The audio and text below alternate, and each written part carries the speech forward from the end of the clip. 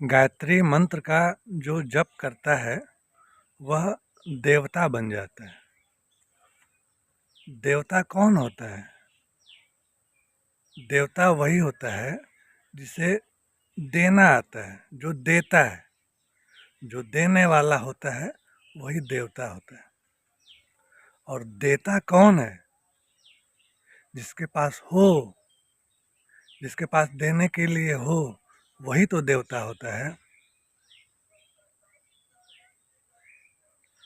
दूसरे शब्दों में, आज के भौतिकवादी युग में उसको संपन्न कह लीजिए, समृद्ध कह लीजिए, धनी कह लीजिए, अमीर कह लीजिए, यदि वह दे रहा है तो यह सारी उपाधियां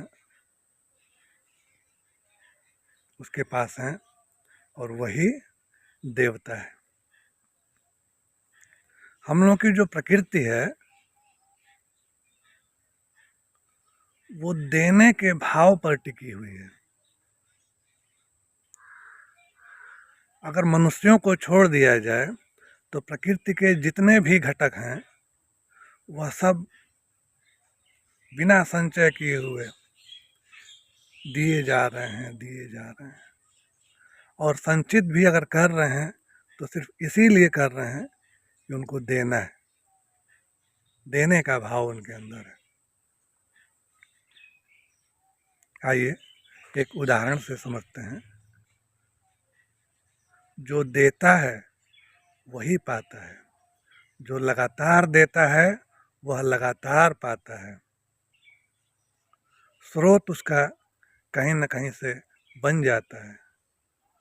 एक हाथ से वह देता रहता है और दूसरे हाथ से वह पाता रहता है।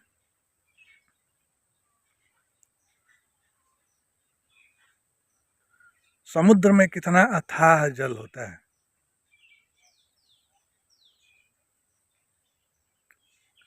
और वह बहुत ज़्यादा देने का भाव रखता है, इसीलिए वह अथाह है। वाष्पन की क्रिया होती है। समुद्र का पानी भाप बन करके जब उड़ता है तो हिमालय पर वह जमा हो जाता है। समुद्र अपना पानी उतनी ऊंचाई पर हिमालय है उस तक पहुंचा देता है। हिमालय समुद्र को थैंक यू बोलता है, धन्यवाद बोलता है, और समुद्र द्वारा प्राप्त पानी को वह अपने पास नहीं रखता है।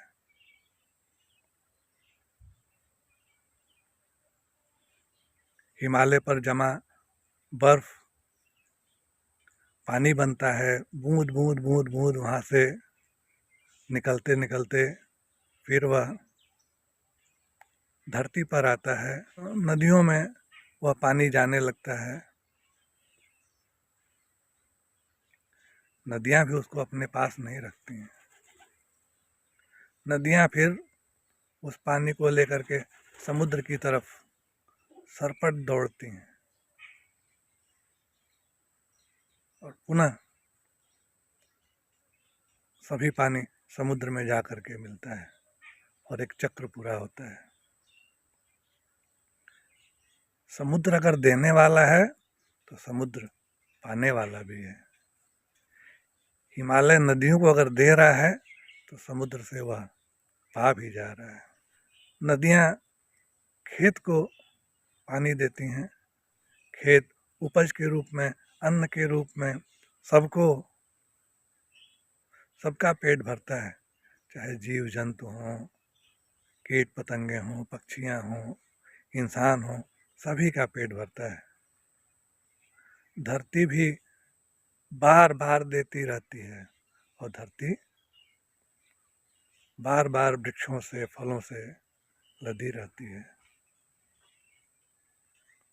वृक्ष लगातार देते रहते हैं फल के रूप में, फूल के रूप में, और वह भी लगातार पाते रहते हैं।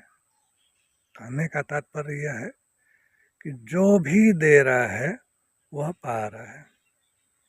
हमारी यह जो पूरी जो प्रकृति है, पूरा यह जो प्रकृति का सिस्टम है, वह एक तरफ तो पाया नहीं और दूसरी तरफ सरपट लेकर के देने के भाव से दौड़ पड़ता है।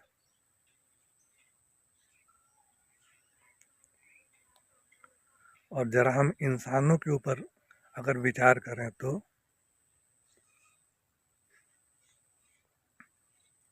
बहुसंख्य जनसंख्या तो हमारी ऐसी है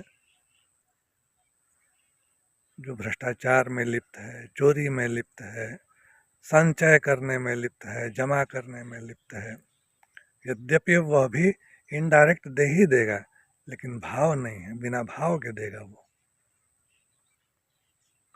चोरी किया हुआ धन चोरी हो जाएगा, भ्रष्टाचार में प्राप्त धन भ्रष्टाचार में ही चला जाएगा।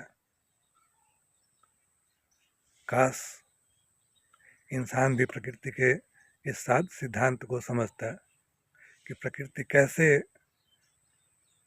के कैसे सदस्य जो हैं एक तरफ पा रहे हैं तो दूसरी तरफ दे रहे हैं, और अभी दिए नहीं कि दोबारा फिर पा जाते हैं।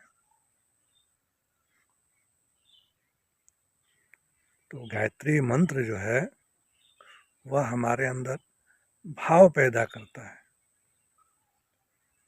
इस मंत्र के जप से हमारे जो विचार हैं वह पवित्र होते हैं, हमारे जो विचार हैं प्रकृति युक्त हो जाते हैं, प्रकृतिमय हो जाते हैं। और जिस तरह से प्रकृति निस्वार्थ भाव से देने का भाव रखती है, ऐसे ही हम इंसानों का भी यदि हम गायत्री मंत्र का जप करते हैं तो हमारा भी भाव प्रकृति के अन्य सदस्यों की तरह से ही हो जाता है, और हम भी निरंतर देते रहते हैं और निरंतर पाते रहते हैं। तो आइए हम लोग गायत्री मंत्र का निरंतर जप करें और प्रकृति के सभी सदस्यों की तरह हम भी देवता बने, देने वाले बने। बहुत बहुत धन्यवाद, आभार। मिलते हैं अगले वीडियो में।